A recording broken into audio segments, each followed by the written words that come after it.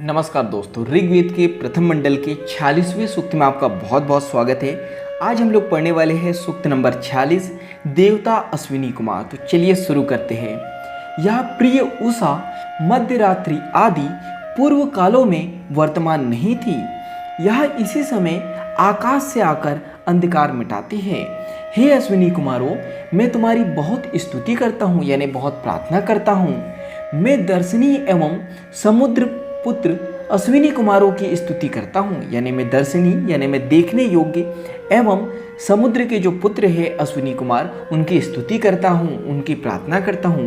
वे शोभन संपत्ति देते हैं, यानी ऐसी संपत्ति देते हैं जिससे हमारी शोभा बढ़ती है।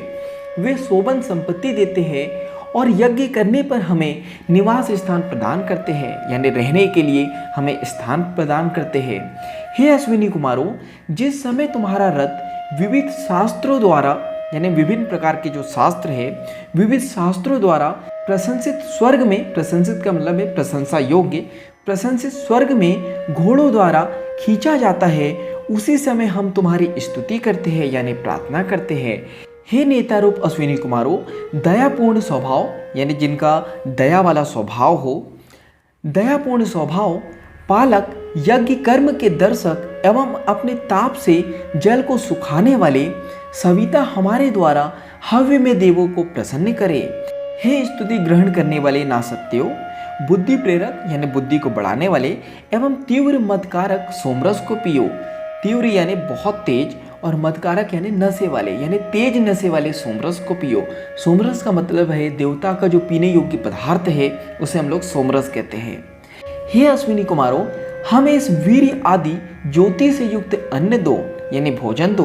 वह अन्न दरिद्रता रूपी, दरिद्रता का मतलब है गरीबी, वह अन्न दरिद्रता रूपी अंधकार को मिटाकर तृप्ति प्रदान करता है।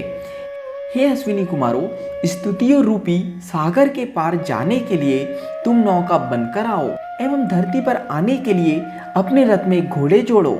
हे अश्विनी कुमार, सागर तट पर स्थित तुम्हारी नौका आकाश से भी विशाल है, यानी आकाश से भी बड़ी है। धरती पर गमन करने के लिए तुम्हारे पास रथ है। तुम्हारे यज्ञ कर्म में सोमरस भी सम्मिलित है।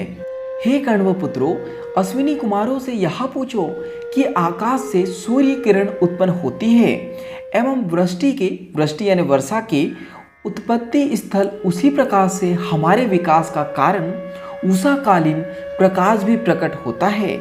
हे अश्विनी कुमारों, इन दोनों स्थानों में से तुम अपना रूप कहाँ स्थापित करना चाहते हो?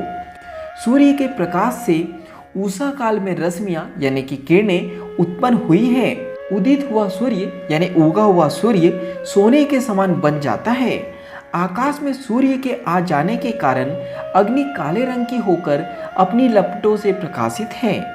रात्रि के पार उद्यानचल तक जाने के लिए सूर्य का मार्ग सुंदर बना हुआ है। आकाश को प्रकाशित करने वाले सूर्य की दीप्ति दिखाई देती है। दीप्ति का मतलब धूप या चमक। श्रोतागण प्रसन्नता के लिए सोमपान करने वाले अश्विनी कुमारों द्वारा की गई अपनी रक्षा की बार बार प्रशंसा करते हैं, यानी तारीफ करते हैं। हे सुखदाता अश्विनी कुमारों, तुम सोमपान और स्तुति श्रवण यानी हमारी प्रार्थना को सुनने वाले, स्तुति श्रवण करने के लिए मनु के समान परिचालक यानी सेवक, परिचालक यजमान के घर में निवास करो, यानी जो व्यक्ति यज्ञ कर रहा है उसके घर में निवास करो, उसके घर में रुको। हे चारों ओर गमनशील अश्विनी कुमारों, यानी जो चारों ओर गति करते हैं, गमन करते हैं। हे चारों ओर गमनशील अश्विनी कुमारों, तुम्हारे आगमन की शोभा का अनुसरण करती हुई उषा आवे।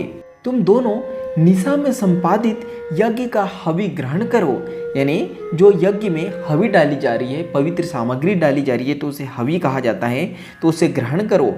हे अश्विनी कुमारों, तुम दोनों सोमरस पियो।